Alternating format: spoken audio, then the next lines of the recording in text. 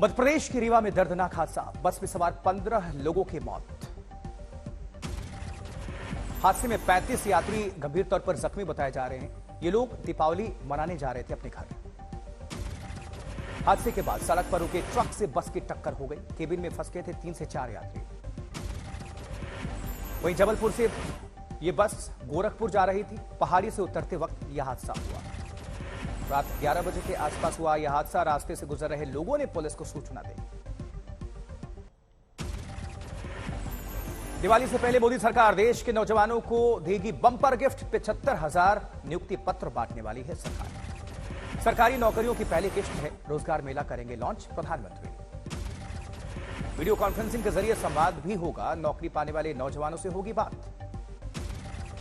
Corona के बाद पहली बार बड़े पैमाने पर नियुक्ति पत्र बांटे जाएंगे। 38 मंत्रालयों में ये नौकरी। जबकि इसी साल जून में मोदी सरकार ने किया था ऐलान, आने वाले 18 महीनों में देश में 10 लाख नौजवानों को सरकारी नौकरी। झारखंड के सीएम हेमंत सोरेन ने आज दी जा रही 75,000 नियुक्तियों पर प्रधानमंत्री मोदी से सवाल किया है। 8 साल में हर वर्ष दी जाने वाली 2 करोड़ नौकरियों के वादे का क्या हुआ?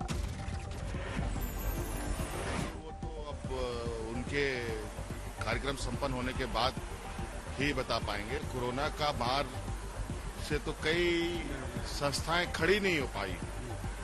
अब रोजगार कहां देंगे वो तो अब उनके कार्यक्रम संपन्न होने के बाद ही बता पाएंगे।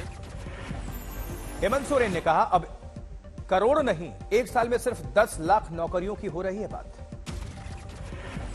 सीएम हेमंत सोरेन मोदी सरकार में हर सेक्टर में नौकरियां जाने का आरोप लगाया और कहा कि जमकर हुई है छटनी। हेमंत सोरेन का आरोप है, आर्मी में अग्निवीर स्कीम निकालकर मोदी सरकार ने बेरोजगारों को निराश किया है। कहा, रेलवे में भी नहीं हो रही बड़े पैमाने पर बहाली। इस बीच राजस्थान के बारां में 250 दलित परिवारों ने हिंदू धर्म छोड़ दिया है। गहलोत सरकार में दलितों पर अत्याचार का आरोप लगाया है। अपना लिया बौद्ध धर्म, राज्य सरकार के खिलाफ नारेबाजी। अत्याचार बंद करो, दलितों पर अत्याचार बंद करो, बंद करो, बंद करो। वहीं बारां के भुलोन गांव में दलितों का आरोप है, दुर्गा पूजा और आरती करने पर गांव के सरपंच और कुछ सवर्ण लोगों ने मारपीट की, लेकिन बार बार गुहार लगाने के बावजूद भी पुलिस ने कार्रवाई नहीं की। लाठी की मारी, दाढ़ियों की मारी, सबकी मारी है कुल मिला के। अंदर ही गाँव है मेरे। ये किस किसने मारा? राहुल शर्मा और लालचंद लोधा।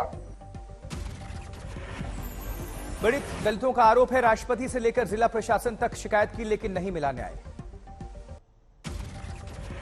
देश में हेट स्पीच पर सुप्रीम कोर्ट सख्त। एक केस की सुनवाई के दौरान जस्टिस केएम जोसेफ की पीठ ने कहा, घृणा का माहौल देश भर में हावी। हेट स्पीच पर सुप्रीम कोर्ट का आदेश, ऐसे भड़काऊ बयानों को बर्दाश्त नहीं किया जा सकता। दिल्ली, यूपी और उत्तराखंड पुलिस को जारी किया आदेश, ऐसे मामलों में लापरवाही कोर्ट ही अवमानना होगी, अफसरों पर होगी सख्त कार्रवाई। धर्म के नाम पर दिए गए नफरती बयानों पर सुप्रीम कोर्ट ने फौरन सख्त कार्रवाई का आदेश दिया है। सुप्रीम कोर्ट ने कहा, ऐसे मामलों में एफआईआर दर्ज न होने पर पुलिस इसे स्वतः संज्ञान ले। हेट स्पीच केस में मुस्लिम समाज के याचिकाकर्ता के वकील कपिल सिब्बल ने सुप्रीम कोर्ट से किया सवाल। क्या सुप्रीम कोर्ट ने उनसे सवाल किया, क्या मुस्लिम भी इस तरह के भड़काऊ बयान दे रहे हैं? सिब्बल ने कहा, दोनों तरफ से इस तरह की बयानबाजी हो रही है। सुप्रीम कोर्ट ने कहा, 21वीं सदी में भी हम धर्म के नाम पर कहां पहुंच गए? हमने ईश्वर को कितना छोटा बना दिया है।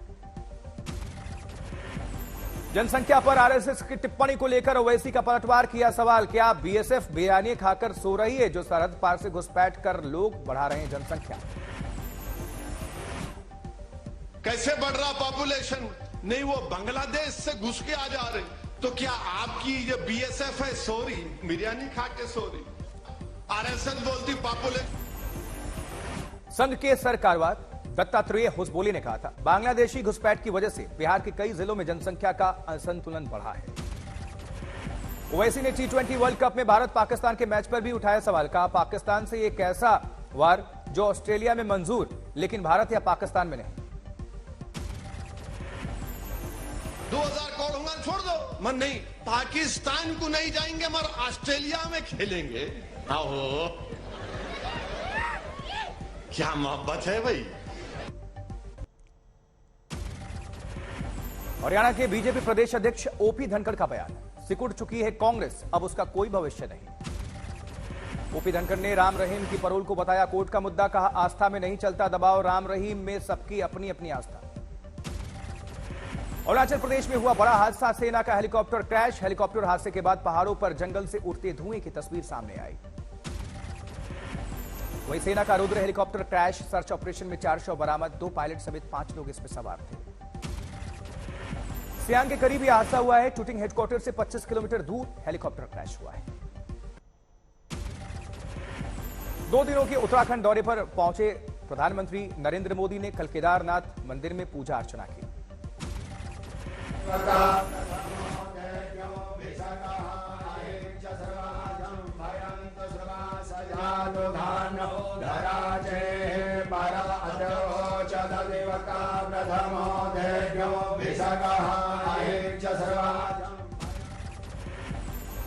केदारनाथ में पूजन के दौरान प्रधानमंत्री मोदी ने पहना खास लिबास, हिमाचली टोपी और स्वास्तिक निशान वाले परिधान में नजर आए पीएम। पुरोहितों ने पीएम मोदी के मस्तक पर लगाया टीका चंदन, प्रधानमंत्री को अंग वस्त्रम किया भेंट। केदारनाथ मंदिर की दिखी भव्य छटा, फूलों से की गई मंदिर की खास सजावट। पीएम मोदी ने पूजन अर्चन के बाद केदारनाथ में विकास कार्यों का जायजा भी लिया। पुष्कर सिंह धामी मुख्यमंत्री से किया संवाद। केदारनाथ धाम में प्रधानमंत्री मोदी ने 2 नए रोपवे प्रोजेक्ट का शिलान्यास किया। रोपवे सुविधा मिलने पर 6 घंटे की दूरी 30 मिनट में हो जाएगी पूरी। रोपवे परियोजना में 1200 करोड़ रुपए का खर्च। पीएम मोदी ने आदि गुरु समाधि स्थल पर जाकर शंकराचार्य की प्रतिमा पर अर्पित किए श्रद्धासुमन। केदारनाथ से है पीएम मोदी का 45 साल पुराना नाता। आपातकाल के दौरान नरेंद्र मोदी केदारनाथ में कर चुके 1.5 महीने साधना। केदारनाथ में पूजन अर्चन के साथ बद्रीनाथ भी पहुंचे प्रधानमंत्री मोदी। बद्रीनाथ मंदिर में किया पूजा पाठ। कार्तिक कृष्ण रमा एकादश्याम शुभ पुण्य तिथौ, एक संयोग है, आज एकादशी और रमा एकादशी। माणा गांव में जनसभा में बोले पीएम मोदी, पहले की सरकारें होती तो शायद अभी तक नहीं पहुंचती वैक्सीन। इसके बाद लगे मोदी मोदी के नारे। पीएम मोदी ने माणा गांव के लोगों को बताया सीमा प्रहरी, विकास कार्यों में जुटे कर्मियों की मदद की अपील की। पीएम मोदी ने कहा गुलामी की मानसिकता से ग्रस्त थी पिछली सरकारें। प्रधानमंत्री ने कहा पहले अपनी संस्कृति को लेकर हीन भावना से ग्रस्त थे लोग, इसे खत्म करने की जरूरत। वहीं अयोध्या में दीपोत्सव की जोरदार तैयारी, लाखों दियों से जगमगाएगी राम की पैड़ी। पीएम मोदी छोटी दीपावली पर अयोध्या जा रहे हैं। राम की नगरी में भव्य तैयारी है। अयोध्या में युवाओं का जोश भी देखने लायक है, गा रहे हैं रामधुन। पूरे शहर को रोशनी से सजाया गया, हर जगह रौनक, मेले जैसा माहौल, दुकानों को भी की गई खास सजावट। दीपोत्सव के दिन रामलला गुलाबी वस्त्र पहनेंगे, पूरे राम परिवार के लिए वस्त्र तैयार हैं। महाराष्ट्र के deputy CM Devendra Fadnavis MNS अध्यक्ष राज ठाकरे के घर पहुंचे। बीएमसी चुनाव से पहले सरगर्मी तेज। महाराष्ट्र के मुख्यमंत्री एकनाथ शिंदे और डिप्टी सीएम देवेंद्र फडणवीस के साथ मंच पर दिखे राज ठाकरे। शिवाजी पार्क पे एमएनएस का दीपोत्सव कार्यक्रम। रामदास आठवले का बड़ा बयान, उद्धव को पहले शिंदे ने मात दी, अब पवार दे सकते हैं गुगली। बाबा राम रहीम को परोल देने पर उठे सवाल, विपक्ष का आरोप सियासी फायदे के लिए दिया गया परोल। जेल में बंद नवजोत सिंह सिद्धू की तबीयत खराब, अस्पताल में भर्ती। दिल्ली में हो रहे इंटरपोल सम्मेलन के आखिरी दिन गृहमंत्री अमित शाह का संबोधन। दिल्ली में पटाखों पर बैन की खुली पोल, आज तक के ऑपरेशन क्रैकर्स में खुलासा, कई जगह पर बिक रहे हैं पटाखे।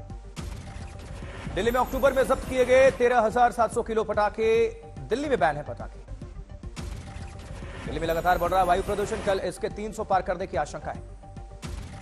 हरियाणा के मुख्यमंत्री मनोहर लाल खट्टर का बयान, कहा सिर्फ ग्रीन पटाखे बाजार में बिक सकेंगे।